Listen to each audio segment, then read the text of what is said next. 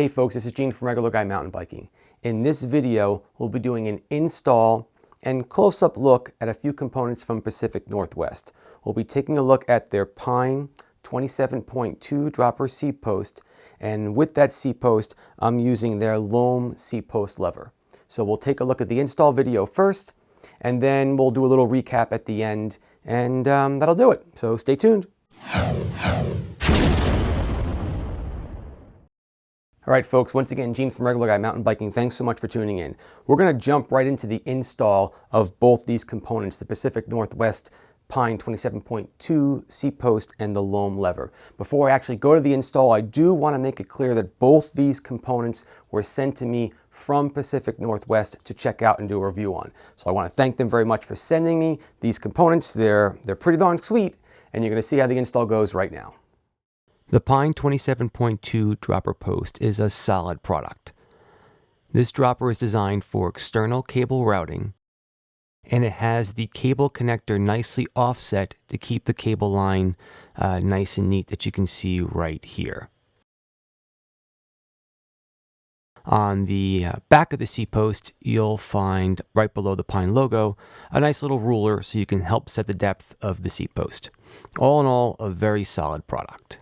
The Pacific Northwest Loam Dropper Seat Post Lever arrives nicely packaged. Now, once you get the seat post lever out of the box, you'll realize that the packaging isn't the only thing that's high quality. This seat post lever joins the ranks of just a handful of levers that I've gotten to review so far that really do the job. Once you start checking out the lever, you'll see that all the components are machined nicely and everything's just solid. It just really is a high quality seat post lever.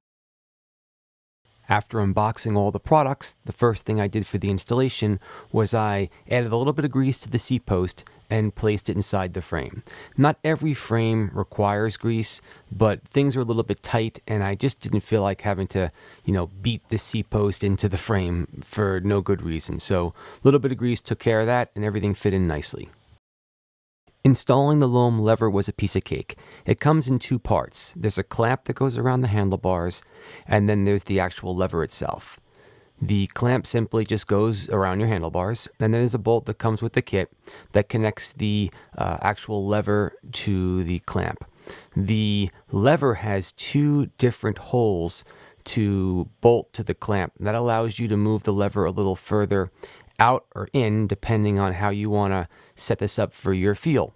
You'll also learn later on in the video that there's another adjustment screw that'll help you adjust how far in and out the actual lever goes. I'll show you that later on. All in all, this is a very solid lever and installs nicely. What you're going to see me do now is simply just connect the cable with the cable housing to the dropper post and the lever just for testing purposes. Later on in the video, you'll see how I actually ran the cable and the housing. It really came out pretty cool, but I just wanted to show you how everything worked. So I just quickly did a little bit of a tie wrap job over here. I attached the cable housing to the frame. I ran it over to the Loam lever. Again, this is just for testing purposes, and it didn't stay this way at the end result. You'll see the end result at the end of the video. Attaching the cable and the cable housing to the seat post was very easy, as you can see here in this section of the video. Not a big deal. You're simply just going to take the cable and use the barrel end to attach to the seat post. You'll see in this photo in just a moment how this is actually done. It just snaps right in and it's in there for good. All right, you don't have to worry about the cable pulling out or anything like that. It's in really solid, and again, just really easy to do the install.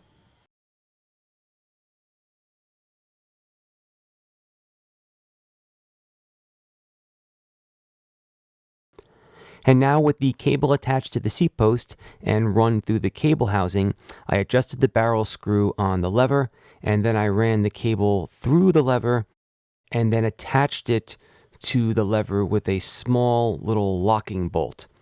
You're just going to use your Allen keys. Not a big deal here at all. Again, just unscrew one of the bolts, and then you'll attach the cable tightly to that. You'll see inside of here there's a nice little groove that helps hold the cable in place and locks it there.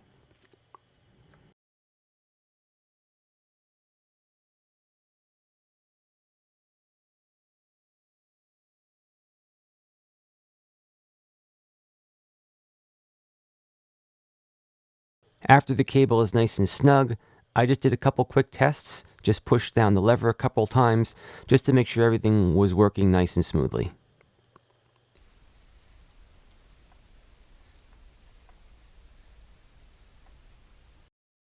And just to show you everything working together, here's a couple shots of me actually compressing the seat post down, obviously holding the lever in and then, pushing the lever and having it pop up. And that's really all there was to it. It's a super easy install. What we'll do now is we'll take a look at the finished result. I'll show you how I ran my cable, and that's going to wrap this up. Really easy install. So that was the install of the Pacific Northwest Pine 27.2 seat post and the Loam seat post lever. So what I want to show you right now is how I chose to run the cables, and then I also want to show you that adjustment on the lever like I said I was going to during the install video. Now, since this bike isn't using a front derailleur, I had the front derailleur cable bosses available to use for something else. So I chose to use those for my dropper seat post cable housing and cable. So what I did was I ran a nice little piece in the front right into the front cable boss over here, and then I ran the cable unshielded down the top tube, and then I picked it up at the end with a small little piece of cable housing to run the cable directly into the seat post. It was a super smooth, super clean install, not a lot of cable flopping around. I mean, I gotta be honest, I would put it up there just as nice as if this was internally routed. This came out very slick. Now, as I mentioned again earlier in the install, the actual seat post lever has a couple different ways to adjust it. You've got those two bolts that I mentioned, or two screw holes that I mentioned, where you can move the cable, back and forth. But you also have a small little bolt that allows you to, like a little Grom screw or type of thing, that allows you to adjust how far in or out the actual lever fits. It's kind of like adjusting your brake levers, where you have that little screw and you can kind of move where it's going to fit for your thumb. Well, rather for your fingers. Well, now you're doing it for your thumb. It's a real nice adjustment. I haven't seen it on any other brake levers, so I thought it would be worth mentioning. Pacific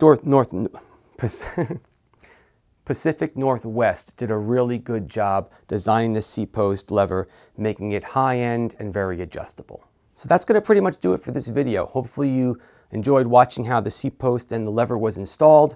Again, I want to do a big thumbs up to Pacific Northwest for sending both these components for me to review and check out. They've basically allowed me to turn this bike that otherwise might not be as flexible to a really much more flexible bike. Dropper seat posts are really the thing to have now on bikes, and not being able to find one to fit this mountain bike was kind of a bummer. But that's all done now. All right, the Pine 27.2 is an awesome addition to this bike, as well as the lever. So thumbs up. Thanks so much. If you like this video, please also give it a thumbs up. And if you like videos like this, please subscribe to Regular Guy Mountain Biking. All the best. Keep the party on the pedals, and I'll catch you later. Bye-bye.